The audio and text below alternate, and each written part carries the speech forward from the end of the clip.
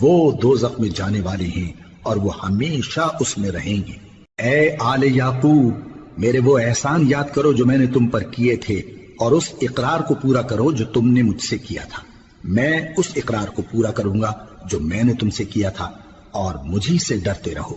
اور جو کتاب میں نے اپنے رسول محمد صلی اللہ علیہ وآلہ وسلم پر نازل کی ہے، جو تمہاری کتاب یعنی تورات کو سچا کہتی ہے، اس پر ایمان لاؤ اور اس سے منکر اول نہ بنو، اور میری آیتوں میں تحریف کر کے ان کے بدلے تھوڑی سی قیمت یعنی دنیاوی منفعت نہ حاصل کرو، اور مجھی سے خوف رکھو، اور حق کو باطل کے ساتھ نہ ملاؤ، اور سچی بات کو جان بوجھ کر نہ چھپاؤ، اور نماز پڑھا کرو اور زکوٰۃ دیا کرو، اور اللہ کے آگے جھکنے والوں کے ساتھ جھکا کرو۔ یہ کیا عقل کی بات ہے کہ تم لوگوں کو نیکی کرنے کو کہتے ہو اور اپنے تئیں فراموش کیے دیتے ہو، حالانکہ تم اللہ کی کتاب بھی پڑھتے ہو۔